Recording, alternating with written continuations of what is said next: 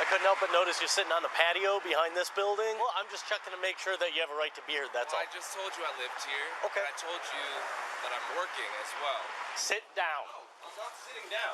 Then you're probably gonna get tased in a second. Why? Because you have a weapon. Yeah, I'm freaking picking up trash on my property. I need to confirm Which it. is where I live. I told you many times to put it down. And you're holding a gun. More officers arrive, 8 in all, some with guns drawn.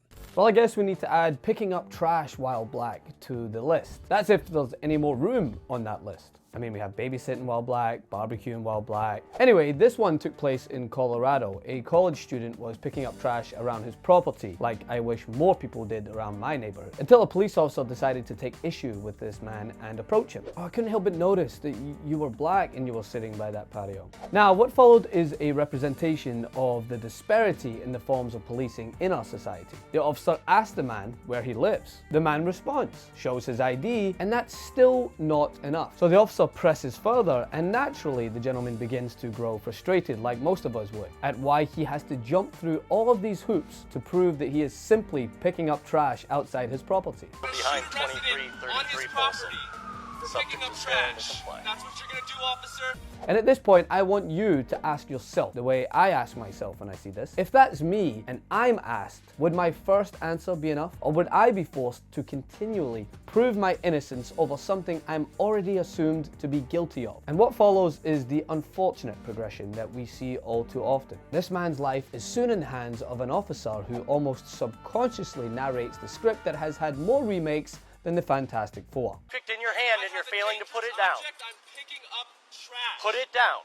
You're being detained. I feel threatened because you're not putting that down. Yes, it is. I'm picking up trash. I feel threatened. I fear for my life. Those words that grant almost immediate immunity for any actions the officer takes. The officer then draws his weapon while claiming he feels threatened by the man carrying the trash picker and the bucket. And it is not long before 8 police officers are called to the scene, guns drawn. After a 22-minute standoff, police then asked a white woman in the building to verify this man was a resident and not trespassing, as if his word, his ID, all of the above weren't enough. And the woman snapped back saying yes, clearly fed up with the racist profiling. Way to go, Becky.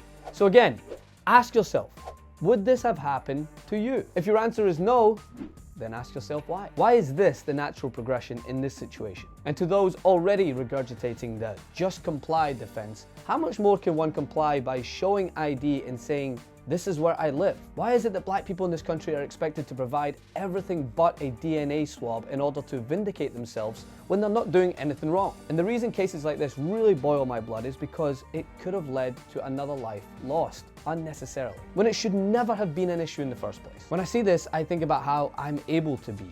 No shades of grey, just be.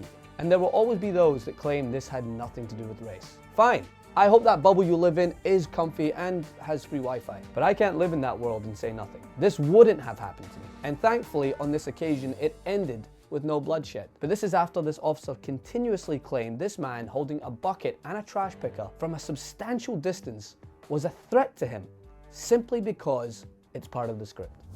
I'd love to know what you have to think on this over on my Instagram at Francis M. Maxwell. Like and share the video, and also support independent media at tyt.com/join. Never missed another breakdown video by ringing the bell below. You'll get notified whenever we publish something new, and don't forget to join TYT today. Download our TYT Plus app on your phone or head over to tyt.com/join.